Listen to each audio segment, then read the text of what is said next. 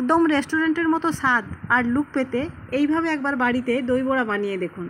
নমস্কার, আমি সরস্বতী সিংহ, আটপরে জীবনে আপনাদের সকলকে স্বাগত।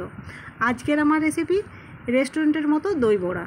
আমি এই দই বড়া কিন্তু একদম কম উপকরণ দিয়ে আর খুব সহজভাবে আর একদম সহজ পদ্ধতিতে তৈরি করেছি। তাহলে চলুন আমি এই দই বড়ার রেসিপি আপনাদের সঙ্গে শেয়ার করি। তার জন্য আমি 150 গ্রাম বিউলির ডালকে 3-4 ঘন্টা আগে থেকেই ভিজিয়ে রেখেছি। এরপর এটাকে খুব মিহি করে একটা পেস্ট আমি তৈরি করে নিয়েছি। এই পেস্টটাকে এবার আমি খুব ভালো মতো কিন্তু ফেটিয়ে নেব।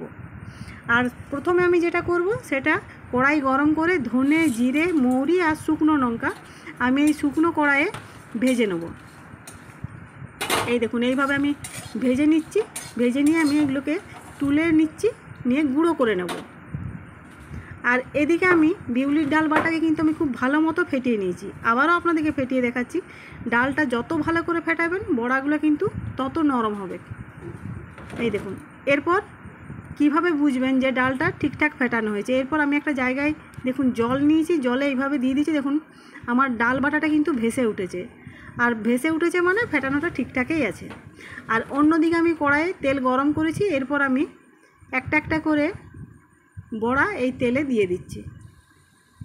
এই দেখুন বড়াগুলো আমি সব দিয়ে দিয়েছি। আর কত সুন্দর ফুলে উঠছে দেখুন, কারণ ফেটানোটা খুব সুন্দর হয়েছে বলেই কিন্তু বড়াগুলো ফুলে উঠছে। আর ফেটানো যদি ঠিকঠাক না হতো তাহলে কিন্তু বড়াগুলো ফুলে উঠতো না, চ্যাপটা চ্যাপটা হয়ে যেত, শক্ত শক্ত হয়ে যেত। এই দেখুন এইভাবে আমি লাল লাল করে বড়াগুলোকে সব তুলে নিচ্ছি, ভেজে তুলে নিচ্ছি।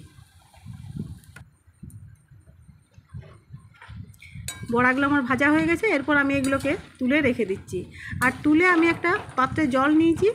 এই জলে আমি কিন্তু 2-4 মিনিট এই বিউলির ডালের বড়াগুলোকে ভিজিয়ে রেখে দেবো। এতে কিন্তু বড়াটার টেস্টও ভালো হয় আর আরও বেশি নরম হয়ে যায়। এই দেখুন আমি 2-4 মিনিট ভেজানোর পর দেখুন আরও কতটা নরম হয়ে গেছে।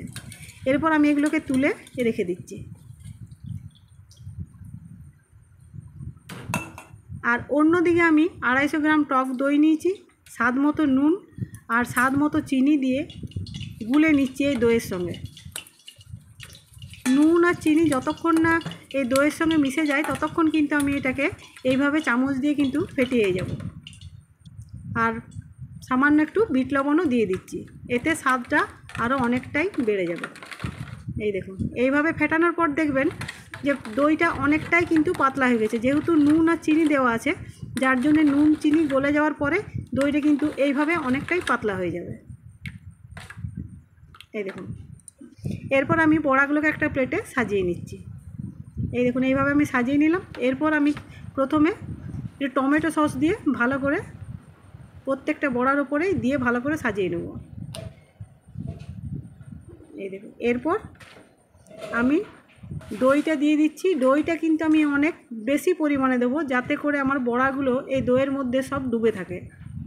আর এইভাবে যদি বড়াগুলোর মধ্যে দইটাকে ডুবিয়ে দেওয়া যায় তাহলে কিন্তু খেতে অনেক বেশি ভালো হয়। এই দেখুন বড়াগুলো আমার সব ডুবে গেছে দইয়ে। এরপর আমি যে মশলাটা শুকনো কড়াই ভেজে গুঁড়িয়ে রেখেছিলাম সেইটাকে ছড়িয়ে দিলাম। আর সবার শেষে চনা দিয়ে দিলাম। আর চনার পরেও আমি আর একটু টমেটো সস দিয়ে দিচ্ছি, যাতে টেস্টটা আরও বাড়ে। এই দেখুন একদম খুব কম সময়ে আর খুব কম উপকরণ দিয়ে দেখুন রেস্টুরেন্টের মতোই কিন্তু দই বড়া বাড়িতেই বানিয়ে নেওয়া যায়। ধন্যবাদ আপনাদেরকে আমার এই ভিডিওটি দেখার জন্য।